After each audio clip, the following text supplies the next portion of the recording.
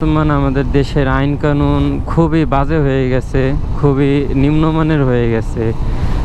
না আছে বাইকারদের কোনো সেফটি, না আছে বাইকারদের কোনো সুযোগ সুবিধা, না আছে বাইকারদের চলার মতন ভালো কোনো রোড। আমাদের দেশের আইন কানুন প্রশাসন কোথায় ওই সব ক্ষেত্রে যখন বাইকারদের সাথে ডাকাতি হচ্ছে বা যখন আপনারা রাতে ইমার্জেন্সিতে বাইক রাইড করেন, তো অবশ্যই আপনারা যে ছোট অলিগলির রোডগুলো আছে এই সব রোডগুলো আপনারা অ্যাভয়েড করে চলবেন।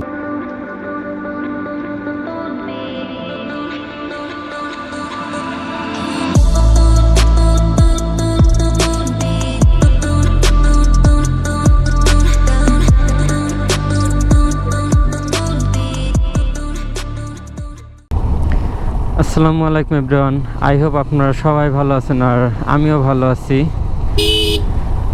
তো আজকে হচ্ছে শুক্রবার, জুম্মার নামাজটা পড়ে বাইক নিয়ে বেরোইছি একটু ঘুরতে।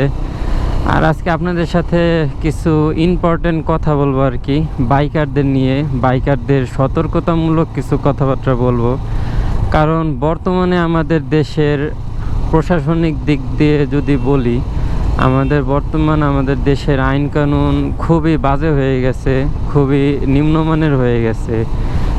না আছে বাইকারদের কোনো সেফটি, না আছে বাইকারদের কোনো সুযোগ সুবিধা, না আছে বাইকারদের চলার মতন ভালো কোনো রোড। এই কথাগুলো বলতেছি কিসের জন্যে হয়তো অনেকে বুঝতে পারতেছেন, বা টাইটেল থাম্বনেল দেখেও হয়তো অনেকেই বুঝে গেছেন।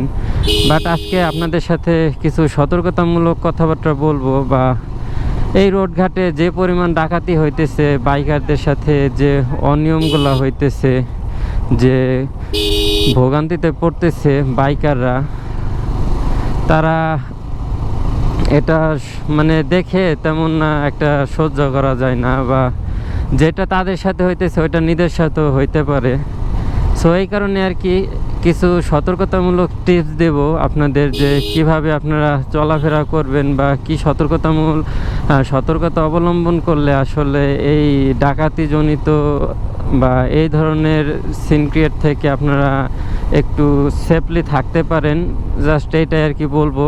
আর মূলত আর একটা কথা, যে কি করছে আমাদের প্রশাসন আর আমাদের দেশের আইন কানুন প্রশাসন কোথায় ওই সব ক্ষেত্রে যখন বাইকারদের সাথে ডাকাতি হচ্ছে, বাইকারদের ক্ষতি হচ্ছে, বাইকারদের সাথে দুর্নীতি হচ্ছে। মানে যেখানে প্রশাসনের দরকার, যেখানে পুলিশের দরকার, ওই জায়গা পুলিশকে পাওয়া যায় না। আর যেখানে দরকার নাই সেইখানে বাইকারদের সাথে পুলিশদের দেখা যায়। মূলত যেটা বলতেছি, কাগজপত্র পেপারস বাইকের থাকার সত্ত্বেও কিছু ক্ষেত্রে, অনেক ক্ষেত্রে বাইকারদের আর কি পুলিশে ধরতেছে, মামলা দিতেছে, অথচ যেখানে মূলত পুলিশের দরকার ওইখানে পুলিশকে পাওয়াই যাইতেছে না। আমরা ট্যাক্স দিতেছি, ভ্যাট দিতেছি, বাইকের সব কিছুই দিতেছি, অথচ আমাদের সেফটি কোথায়, আমাদের চলাফেরার জন্য ভালো রোড কোথায়?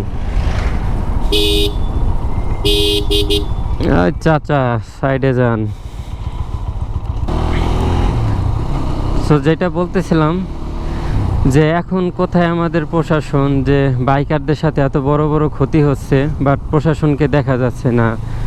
মূলত কিছুদিন আগে আমাদের দুইটা ভাই আর কি, দুইটা বাইকার ভাই, যাদের সাথে খুবই মর্মান্তিক বা দুঃখজনকভাবে, মানে কি বলবো, ভয়ঙ্কর ডাকাতি হয়। বাট তখন তারা প্রশাসনিক দিক থেকে কোনো সাহায্য পায় নাই, বরং তারা প্রচুর এভিডেন্স দিছে, জিনিসটা প্রচুর ভাইরালও হয়েছে সোশ্যাল সাইটে আর কি। বাট ভাইরাল হওয়ার পরও কোথায় প্রশাসনগুলা বা কোথায় সরকারি কর্মকর্তাগুলা, পুলিশ, র্যাব বা সেনাবাহিনী যাই বলি, এখন পর্যন্ত কিন্তু তাদের বাইকগুলা বা বাইক, আইফোন এগুলা খুঁজে দিতে পারে নাই। মূলত হচ্ছে যে এমন কোনো বাইকার আপনি পাবেন না যে তার মানে সে বলবে যে বাইক আমার পছন্দ না। এমন কোনো বাইকার পাবেন না যে তার বাইক তার প্রিয় না, তার নিজের থেকে তার কাছে তার বাইকটা প্রিয় হয়। যারা আইফোন ইউজার, যারা বাইক ইউজার, তাদের কাছে আইফোন দেন বাইক, এইগুলা কিন্তু তাদের অন্তরে খুবই ক্লোজ রিলেট করে। কারণ এই বিষয়গুলো বলতেছি কিসের জন্যে, এই তাদের সাথে যে ভয়াবহ ডাকাতিটা হয়, ডাকাতি হওয়ার পরেও তারা অনেকগুলো এভিডেন্স দেওয়ার পরেও কিন্তু তারা এখন পর্যন্ত তার বাইকটাও পায় নাই, তার ফোনটাও পায় নাই। আর সে এতটাই দুঃখ ভরা মন নিয়ে বা হতাশ হয়ে গেছে যে সে এখন বলতেছে যে আমার বাইক বা আমার ফোন বাইক এগুলো না পাইলে আমি দেশেই থাকবো না, বাহিরে চলে যাব।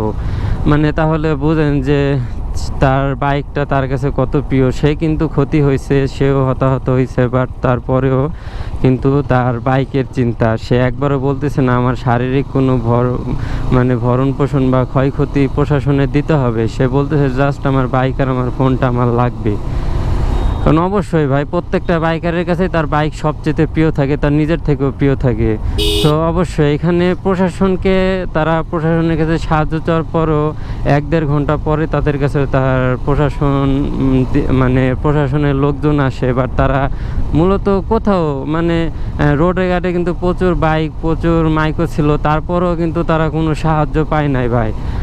আর একটা বিষয় যেটা এখানে কিন্তু তারা দেখাইতে পারছে, তারা ভাইরালি বলি, তারা এই সোশ্যাল প্ল্যাটফর্মে অনেক দিন যাবত আছে, তাদের পরিচয় আছে, যার কারণে মূলত তাদের সাথে এই ঘটনাটা ঘটার পরও কিন্তু এটা একটা সোশ্যাল সাইটে কিন্তু অনেক একটা আলোড়ন ফেলে, বা এটা একটা আলোকিত বিষয় হয়ে দাঁড়ায়। মোটামুটি সবাই দেখতে পায়, ছড়াই যায় বিষয়টা সোশ্যাল সাইটে। বাট এমনও প্রচুর বাইকার আছে, প্রচুর, তারা তো 1-2টা পার্সন মাত্র, বাট এমনও 50, 60, 70% মানুষ আছে যাদের সাথে এর থেকেও জঘন্যভাবে ডাকাতি হইতেছে, এর থেকেও আরও খারাপভাবে ডাকাতিগুলো হইতেছে। বাট তারপরেও কিন্তু এইগুলা কিন্তু কেউ দেখতেছে না, বা তারা ক্যামেরায় ধারণও করতে পারতেছে না, আর তারা কিন্তু ভাইরালও করতে পারতেছে না যে এইগুলা মানুষ দেখবে।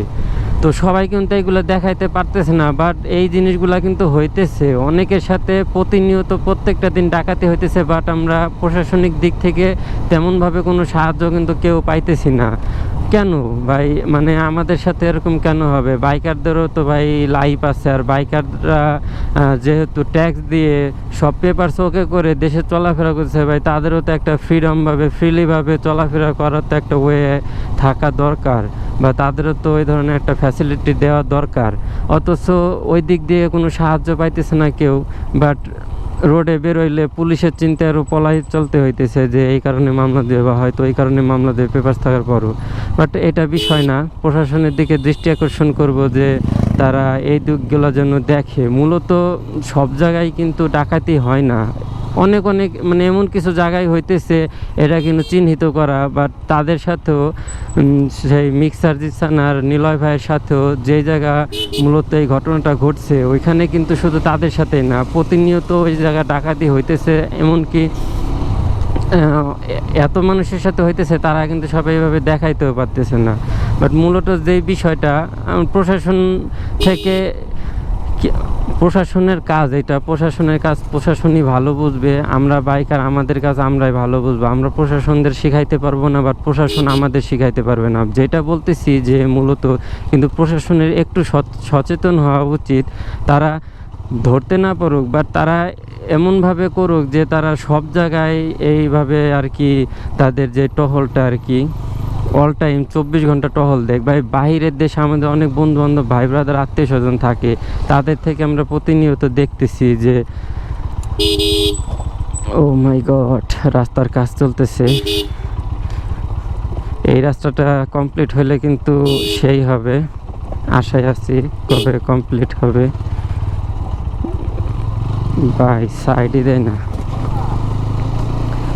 যাই হোক, যেটা বলতেছি যে প্রশাসন, আমরাও কিন্তু বাইরের দেশের দিকে লক্ষ্য করলে দেখি, আমাদের আত্মীয় স্বজনদের দেখে শুনি বা দেখি যে ওইখানে কিন্তু 24 ঘন্টা এই পেট্রোলিং টিম বা প্রশাসনিক দিক থেকে আইনের লোকজন সবাই কিন্তু 24 ঘন্টা পেট্রোলিং করতেছে। রোডে তেমন কোনো সিন ক্রিয়েট হইতেই পারে না তাদের কারণে, তারা এতটা অ্যালার্ট রোডঘাটে। তো আমাদের দেশে কেন এরকম করা হচ্ছে না? আমাদের দেশেও তো আইন আছে, আইনের লোকজন আছে, তো তারা কেন 24 ঘন্টা রোডে পেট্রোলিং করে না? না, বা ওই সব জায়গায় যেই সব জায়গায় প্রচুর পরিমাণে ডাকাতি হইতেছে ওই সব জায়গায় কেন পেট্রোলিংয়ের ব্যবস্থা করা হইতেছে না, ওই সব জায়গায় পেট্রোলিং বাড়াই দেখ, যার কারণে ওই জায়গায় ডাকাতেরা ওই ধরনের আর হামলা করতে না পারে। তো সব দিকেই তো একটু খেয়াল রাখা দরকার প্রশাসনের। যাক, প্রশাসনের ব্যাপারটা গেল, এটা প্রশাসনের কাজ। প্রশাসনদের আমরা যতটুক রিকোয়েস্ট আমরা করতে পারবো। সো তাদের কাছে একটা রিকোয়েস্ট থাকবে যে তারা এই সমস্ত জিনিসগুলো জানি দেখে। আর এখন আসে বাইকারদের সতর্কতার দিক দিয়ে, মানে বাইকারদেরও কিন্তু উচিত অনেক দিক থেকে সতর্ক থাকা। তো মূলত একজনের সাথে ডাকাতি কখন হয়, যখন নাকি ডাকাতদের আমরা সুযোগ করে দিই, আমরা বাইকাররা যখন ডাকাতদের সুযোগ করে দিব মূলত তখনই কিন্তু আমাদের সাথে ডাকাতিটা হবে। তো আমাদের এই সুযোগটা ডাকাতদের দেওয়া যাবে না, আমাদেরও সুযোগ করে দেওয়া যাবে না। মূলত আমরা যখন বাইক রাইড করব বা লং ট্যুরে বেরোবো, লং ট্যুরে বেরোবো, তখন আমাদের বাইকারদের উচিত যে স্কোয়াড নিয়ে বা গ্রুপ নিয়ে বেরোনো। সো আমরা যদি স্কোয়াড নিয়ে গ্রুপ নিয়ে বেরোই তখন কিন্তু ডাকাত সহজে হামলা করতে পারবে না। দেন যদি আপনার স্কোয়াড বা গ্রুপ না থাকে বা আপনি একা বেরোন, তো আপনি রাতের রাইডটা অ্যাভয়েড করেন ভাই প্লিজ। কারণ রাতে রাইড করলে, আপনি একলা রাইড করলে এটা হওয়ার চান্স 90% থাকে। সো যদি আপনি একা থাকেন, আপনার স্কোয়াড বা গ্রুপ না থাকে, আপনি রাতের ট্যুরটা বা রাতের রাইডটা আপনি অ্যাভয়েড করে চলেন, ওইটা বাদ দিয়ে দেন। বা ধরেন কোনো আর্জেন্সিতে বা কোনো দরকারে আপনার যাইতেই হইলো রাতে, তো রাতে যখন আপনি যাবেন তো সাথে ওই ধরনের সেফটি পারপাস রাখেন। বা রোডে যদি দেখেন অন্য কোনো বাইকার বা অন্য কেউ আপনাকে মূলত অনেকক্ষণ যাবৎ ফলো করতেছে বা করতেছে, আপনি তৎক্ষণাৎ আপনার বাইকের গতি বাড়ান, আপনি চলে যান, আপনি ওইখান থেকে গতি বাড়াই দেখেন আশপাশে কোনো পেট্রোলিং টিম পান কিনা, হাইওয়ে পুলিশ পান কিনা, বা আপনি আলোকিত কোনো জায়গায় চলে যান, কোনো বাজারঘাট, বা যতক্ষণ আপনি মনে হইতেছে না যে আপনি সেফ হইতেছেন ততক্ষণ আপনি বাইকটা স্পিডিং করতে থাকেন। বাট এরকম একটা স্পিডিং বজায় রাখবেন যে আপনাকে তারাও ধরতে না পারে, আপনার স্পিডের ফলে আপনি নিজেরও অ্যাক্সিডেন্ট না হয়।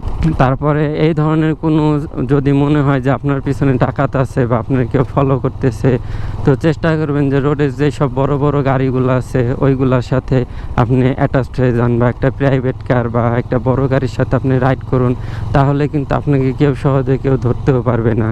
সো এই সব বিষয়গুলো আমাদের সব সময় খেয়াল রাখতে হবে, কারণ এই সব বিষয় আমরা খেয়াল না হলে আমরা যদি 24 ঘন্টায় নিজেদের মন মতন চলাফেরা করি তখন তো ডাকাতেরা সুযোগ পাবে। ভাই ডাকাতের কাজ এটা, তারা কখনো শুধরাবে না, তাদের হাত পা থাকার পরও তারা কাজ করে খাবে না, তারা এটাই শান্তি পায়, তারা এটাই করে খাবে। সো আমাদের তাদের এই সুযোগটা দেওয়া যাবে না। আমরা যদি সেফলি থাকি বা সেফটি নিয়ে থাকি বা ওইভাবে যদি আমরা তাদের সুযোগ সুবিধা করে না দেই, তারা কিন্তু ওই সুযোগটা পাবে না এত সহজে।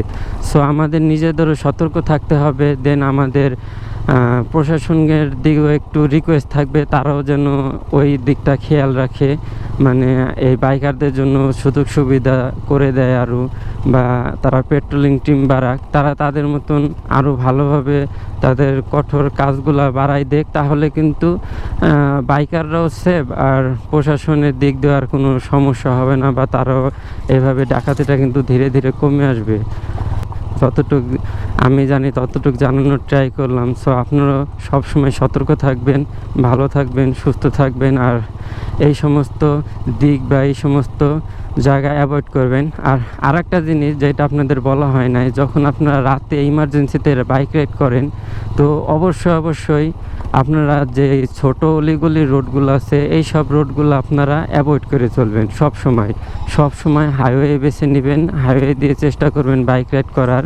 কখনো অলিগলির রাস্তায় ঢুকবেন না, বা শর্টকাট কোনো রাস্তা নেবেনই না। বলা গেলে শর্টকাট রাস্তা সব সময় অ্যাভয়েড করবেন, কারণ শর্টকাট রোডেই কিন্তু সব থেকে বেশি ডাকাতিগুলো হয়, বা বাইকারদের সাথে সবচেয়ে বেশি দুর্ঘটনাগুলো হয়ে থাকে। আর শর্টকাট রোডে কিন্তু কখন আপনি প্রশাসনের লোকজন পাবেন না, কারণ ওইখানে তাদের কোনো দায়িত্ব বা কাজ নেই, তারা কিন্তু হাইওয়েতে থাকবে, ওইখানে পেট্রোলিং করবে। সো আপনি যদি হাইওয়েতে চলাফেরা করেন তখন ওইখানে কোনো দুর্ঘটনার সম্মুখীন হইতে গেলে কিন্তু তখন আপনার প্রশাসনিক দিক থেকে সাহায্যটা কিন্তু সবার আগে পাবেন। সো এই দিকটা আপনারা সবসময় খেয়াল রাখবেন যে সবসময় হাইওয়ে সাইডটা আপনারা বেছে নেবেন, ওই শর্টকাট রোডগুলো অ্যাভয়েড করবেন। সো ভাঙ্গা রাস্তা অনেকটা প্যারা হইতেছে। আজকের ভিডিওটা এই পর্যন্তই। No more today, still time, stay safe, ride safe and don't forget to subscribe my YouTube channel. Goodbye, tata.